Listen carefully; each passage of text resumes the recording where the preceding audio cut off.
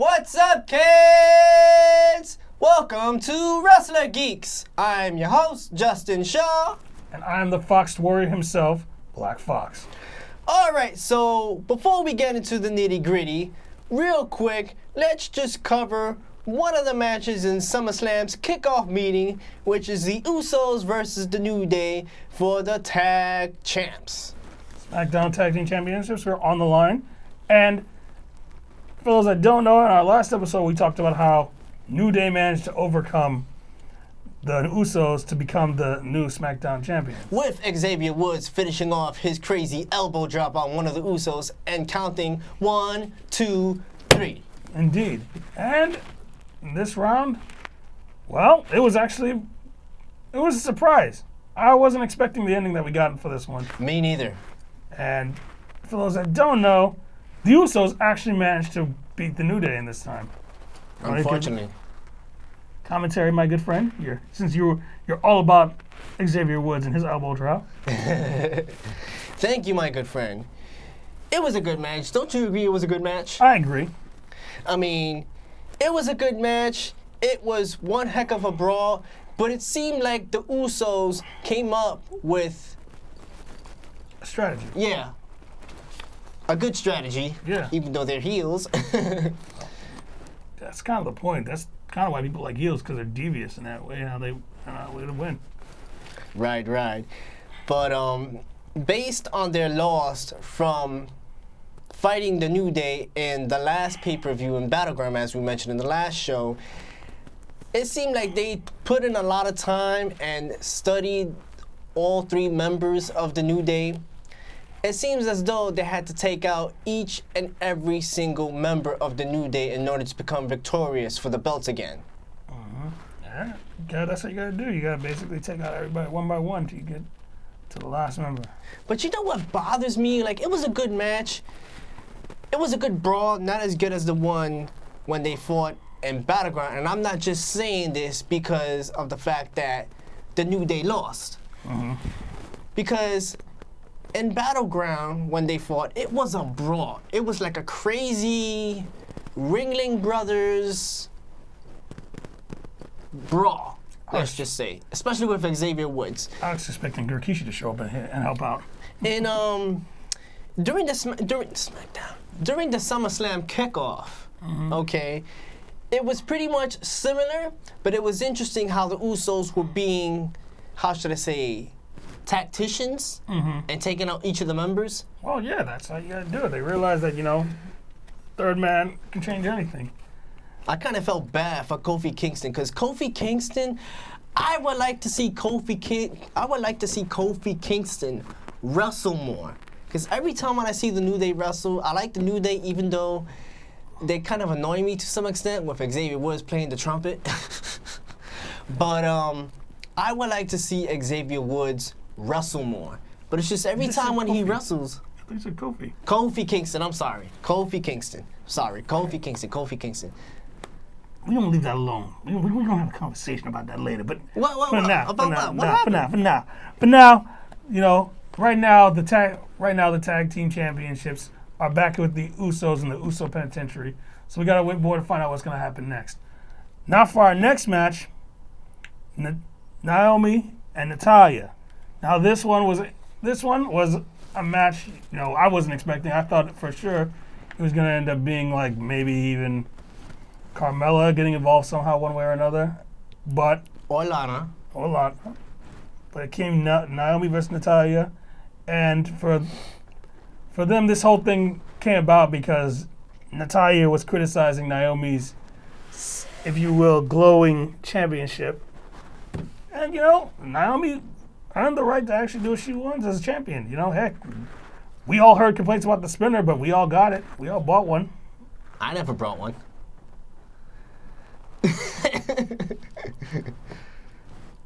Okay, fine. But Just saying. okay, no, fair enough. But yeah, Naomi and Natalya, they fought. It was would you say it was a technical battle? What happened? Would you say it was a technical battle between the two of them? Yeah. Yeah, I just, well, Natalya, of course, she's a heart. And there's one thing I can say, the hearts are known for. You're definitely going to get what did you call it? A battle of technique and a battle of submission. Battle of submission or battle of the tacticians. Yeah. And to everybody's surprise, Natalya won. Yeah. She put Naomi on the sharpshooter. Mm-hmm. Yes. Yeah, so. It was, congratulations to Natalya. She's been there a long time. She got her opportunity, and no referees, nobody getting in the way. She won it fairly legit and made her tap out. Yeah, I was actually surprised that Carmella didn't show up and cashed Money in the Bank. It's probably because, Carmella and Natalya are part of the same group. No. They're not part of the welcoming committee? I think it's separated now. Oh, they separated because of that crazy... Yeah. Okay. They only get along so often. But now we move on to the next one. The Raw Women's Championship match between Alexa Bliss and Sasha Banks. Yeah. This was a good match, but Alexa Bliss, I know, let's just keep it PG. She messed up. Yeah. Especially when she did that temper tantrum, even though she looks cute doing that. But because of her catching a temper tantrum on herself and on the referee, arguing with the referee when she tried to pin Sasha Banks more than once, saying that it was a 3 count rather than a 2 count. We know how to count, so does the ref. Well, sometimes. But I digress. She dropped the ball. And now Sasha Banks is 4-time. 4-time, right? 4-time Raw Women's Champion. Speaking of 4-time Raw Women's Champion, wasn't she the former member of the 4 Horsewomen? She is not former. They're they're still there. Just like. Oh, okay. Just right now, most of them are injured. I mean, one is injured. Bailey, right? Yeah, Bailey. But let's move on to the next match, and this is a match I know you would love to talk about. This match shocked the heck out of me. Even before to this match, when they were showing all the video clips and promos, there's been a debate between Dean Ambrose and Seth Rollins because Dean Ambrose wanted Seth Rollins to team up with him. Technically, join the Shield, if you mean, because when they go like that. You mean Seth Rollins wanted Dean Ambrose to join up with him? It was Seth Rollins who did it first, right? Yeah. Then Dean Ambrose. Yeah. But then even when they both agreed, Dean Ambrose said to Seth Rollins, look, I'm willing to team up with you, but I still don't trust you. If I was Dean Ambrose's shoes, because remind you, I'm a huge Dean Ambrose fan. So am I. It's kind of shows, doesn't it? Yeah, but. I'm a Dean Ambrose fan, but if I was part of a group and if I was betrayed by one of the members of the group, I would go tell them to kick rocks. But it seemed like, they made some sort of an agreement, because I remember the last episode of Raw, Dean Ambrose fought Cesaro. Great match, and I'm a huge fan of Cesaro as well. Right. Then I think when Dean Ambrose won that match against Cesaro, was it Sheamus came out and started beating the crap out of him? And that's when Seth Rollins came out? Yep. And, now the match. Not about the match. The match actually was pretty good. They showed great chemistry. Seth Rollins came in looking like the Red Ranger. Well, that's just soon he's being like, I'm telling you, man, he's trying to be like Tommy. It's like trying to dress in all the colors. Tommy Dreamer? No, like Tommy Tommy from the Power Rangers. Oh, Power Remember he keeps Rangers. coming in dressed like a Power Ranger? Oh yeah, yeah. And not taking anything from Cesaro and Sheamus. They went at it, and it was a good bout. There were plenty of tag-ins. They had definitely great chemistry. They showed that, despite the fact that there's only 2 members of the Shield, they still could work together to get it done. I think the most amusing thing out of everybody was the fact that Cesaro went into the crowd and ended up crushing a beach ball. Oh yeah, that was funny. That was was funny. But what gets me puzzled is, okay, Dean Ambrose and Seth Rollins are the new Raw Tag Champs. Yep. So Congratulations to them. They ended up pulling off one of the double team. What was it? What did he? Yeah. Yeah. No, I was trying to remember the name. I was trying to remember if it was a combo move or not. That's why. But yes. Ended up turning into a Dirty Deeds. was it a Dirty Deeds backbreaker? No, it was he kicked him and then he ran right into the Dirty Deeds. Oh, but congratulations to both Dean Ambrose and Seth Rollins. Mm-hmm. Bit by bit, I'm starting to like Seth Rollins. He needs to be a little bit more authoritative, like Dean Ambrose. Authoritative? You mean anti-authoritative? Yeah, anti-authoritative. I'm sorry. Yeah, it's all right. No problem. Because he's nicknamed, I forgot what he's called. He's nicknamed... The Architect. No. Something else. It's part of his new, they say it in his new... Brought it down? I forgot. Anyways, let's move on. Now, this one is another one I know you'd like to talk about. For a while now, we've had little run-ins between Bray Wyatt and Finn Balor. And, it was always coming down to mind games, them fighting, and then I'm not sure, I believe that was blood. I'm not sure if that was blood he threw at him. But it came down to the fact that the Eater of Worlds took on the Demon Yes. at SummerSlam. Yes. And I know you were watching this match with great This intent. was a really great match. I liked Finn Balor's entrance, and people were speculating before SummerSlam that he was gonna come out as the Demon. Mm-hmm. Honestly, as I mentioned before about Finn Balor, he's a great wrestler. I don't care if he's a face or a heel. Whether or not he comes out of the ring as the Demon or just Finn Balor with the leather jacket, when he's popping the collar looking all cool, it's awesome. It's just awesome. I like Finn Balor. Now, being that he came out as the Demon, I don't know, it felt like I was watching an anime or like a comic book or something, because to me, Finn Balor as the Demon, it seemed more like, his personified demon was more like, something that he needed to be in order to overcome the influence of Bray Wyatt. Well, you also got to remember, it was also this year, last year, that he got injured from his last SummerSlam. Right. So for him, this is more of a, would you say redemption, I guess? Because I felt like he really needed to win this one. And him and Bray, I can honestly say this was definitely a good feud. But I think him coming out personified as the Demon allowed him to become victorious against Bray Wyatt. Did you see how he got up so quickly when Bray Wyatt did that crazy upside down handstand? Yeah. And how he was able to overcome Most of his attacks? Yeah. yeah, especially what's that special move that he does, Bray Wyatt? Sister Abigail? Yeah, that he was able to overcome or counter Bray Wyatt's sister Abigail. Mm-hmm. I like Finn, I don't know, to me, he's like this really cool, demonic character you see from an anime, like one of the apostles from Berserk, or the Shinigami from Death Note.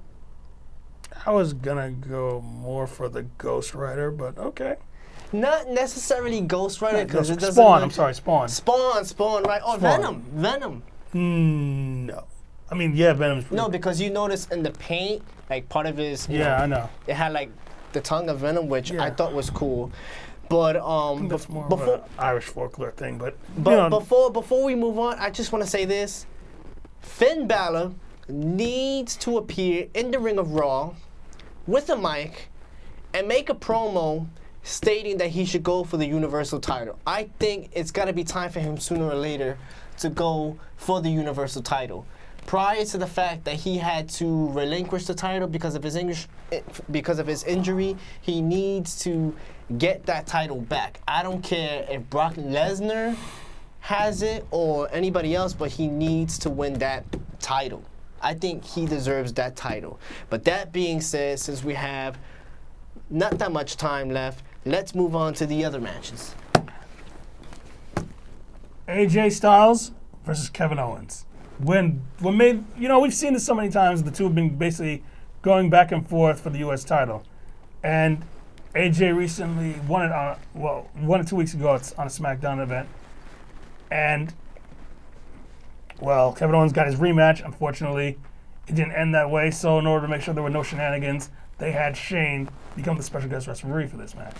And I'm gonna say right now, I was entertained because Kevin Owens is a jerk. Let's be for real. I could have told you that. No, I mean, throughout this match, they were going at it, and at the same time, Shane was getting involved, trying to hold them off to one another, trying to break up any situation. And there were some accidents that happened. There were times AJ knocked out Shane, and then Kevin knocked out Shane. I was expecting Shane to just be like, you know what? Screw you both, and then just count both out. It seemed like in that match, it was kind of like more like an argument/comedy skit. Mm-hmm. But it seemed like it spent most of the time, just arguing with the referee. Yeah, you can't lie though. The funniest part was when he basically told him, "You jumped off 30 feet in the air. I know you're more durable than that." But in the end though, AJ retained because just like Alexa Bliss, Kevin Owens took his eye off the ball. And, AJ took advantage of that, ended up getting the win.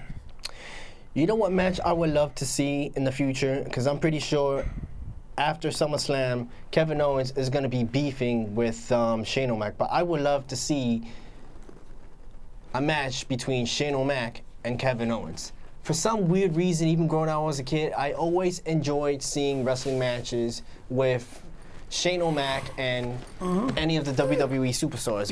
Because he's the most likable out of all the McMahons. And not only that, the last match when he fought AJ Styles. Yeah, it was actually one of his best ones. It was one of his best ones, but I found out he's been taking lessons in Brazilian Jiu-Jitsu. Yeah, they showed video. All right, so... Next one. Yeah. And the next one. Yes. Jinder Mahal, and I'm sorry, we need to be neutral on all this. Mr. Punjabi. Yes, the modern day Maharaja versus the artist. I'm sorry, no, the King of Strong Style. I had to call him that. Yeah, the King of Strong Shinsuke Style. Nakamura for the SmackDown World Championship. And you know what? Going into this bout, Jinder showed the fact that, hey, he's a capable fighter.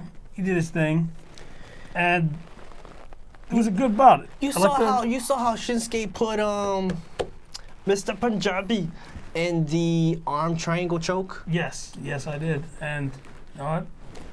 Lovely entrance. It was a lovely entrance. The two basically were flipping back and forth between offense, and I gotta say, I personally believed. I went in believe Shinsuke was gonna win this. Me too. I thought, okay, it's really gonna happen. They're really gonna let it go through. And because of the Singh brothers. Like I said, Jinder Mahal does not need the Singh brothers to cheat for him.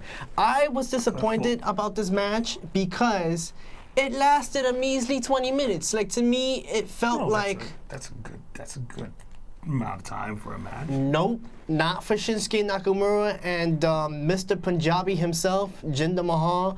It should have lasted a little longer. To me, it felt like. It felt like a mid-card match.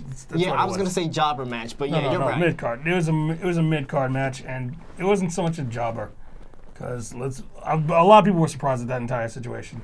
But it was nonetheless, it was still a good fight. I'm feel bad. I know Shinsuke will get another shot at him though. But yeah, now, obviously, the feud is still going to continue. Yeah. But yes, let's definitely cover the main event, which was my favorite match, with the exception. Well, let me not say with the exception. If Roman Reigns wasn't in this match, I would call this match the Battle of the Heels, or the Battle of the Villains. Yo, it's like the Fatal 4-Way for the Universal Belt: Brock Lesnar versus Samoa Joe versus Roman Reigns and Braun Strowman. Braun Strowman, he was the MVP. He was the MVP of this match. Like, and I'm gonna say this right now, that throwing the office chair in your face thing, that's gonna become his thing. Cause not gonna lie, it's just the way how should I say this? Remember in one of the, this was, well, remember one of the matches we talked about, the ambulance match? I remember there was a match similar. I don't know if it was in one of the pay-per-views or in Raw, when Braun Strowman literally lift up the ambulance. Yeah. Yo, it's like, yeah, I get what you mean. and it's like in the Fatal 4-Way, how he literally lifted up that table. I'm like, Braun Strowman, who do you think you are? The Hulk?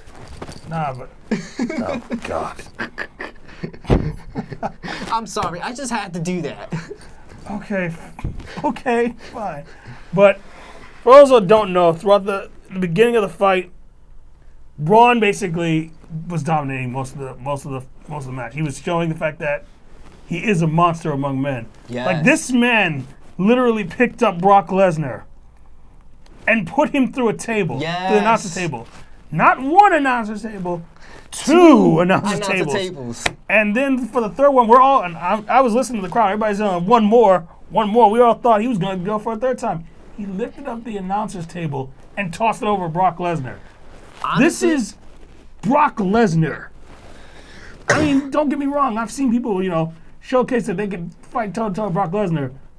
But he made he showed that Brock Lesnar, like, this is one of those rare times you actually think Brock Lesnar could actually lose the championship. Like, Braun is a legit threat.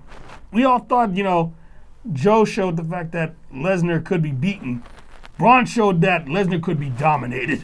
you know what I think too? I think out of that Fatal 4-Way, Braun Strowman made everyone else in that Fatal 4-Way look like chihuahuas. Braun Strowman made a statement. And I'm going to say this right now, the fact that I think that definitely there's going to be a one-on-one situation between them. But let's not take... Between who? Brock Between Lesnar? Brock Lesnar and Braun Strowman. Yes. Let's not take away anything from it, though. Definitely Braun was the MVP of the night. But I won't take anything away. Roman proved the fact that, you know what, hey, this was still his yard. He can still put up a fight. But what I don't understand is, why is it that when he comes out of the ring, when he comes out, to fight in the ring, fans are still booing at him? Oh, hey, it's like back then we booed Cena. There were like moments we got. I still would boo Cena. Yes, but you get what I'm trying to say. The fact that there'll be situations like that. Nobody really wanted Roman to win. But at the same time, look, he did his thing, though. He was fighting back against Lesnar. He caught him with, I think, like 3 Superman punches. Yeah. And then he managed to actually, I honestly thought after he speared him, he was going to win. But Brock showed the fact that he was tough. I think it's going to take, he speared Brock Lesnar, right? Yeah, he speared Brock Lesnar. I think it's going to take more than a spear to take down Brock Lesnar or Braun Strowman. But what I don't understand is, Roman Reigns, I kind of like him. I like how he looks, with the Kevlar, his gimmick. He wrestles pretty good. He's known for the Superman punch. He's all right. He's good, Yeah. He could pretty much wrestle anybody in the WWE universe. But what I don't get is, why fans are still, booing at him. It's all about personal interest. You got to remember, there was a lot of things that were going down. There's a lot of people believe that he shouldn't even have really been in the match, or the fact that, especially since he lost to Braun Strowman in that ambulance match, he shouldn't have anything to do with this. And at the same time, let's not also forget, and out of respect, Samoa Joe did his thing as well. Ooh, Crybaby Joe. Yeah, but he still managed to actually do some damage. Classic. He still did some damage though. You can say whatever you want about him, but he was still. I gotta give him props still for still putting Brock Lesnar on the coquina clutch. Exactly. That's all. Even though it got stopped by Strowman and by Reigns. I digress. But I can just say this much. In the end, Lesnar won. Came out on top. Nobody, everybody thought going into this match, Lesnar was going to lose. He wasn't even going to get pinned, just like what happened in his WrestleMania match. But Brock ended up proving his point that he's a champion for a reason. And of all things, the most amusing thing to everybody was surprised at the fact that he pinned Roman Reigns to actually do it. All right, kids, so we're almost out of time. Please feel free to email me at shawjustin576@gmail.com. You can find me at followthefox777@gmail.com. Have fun, be safe, and don't get into any fights. We'll see you next time.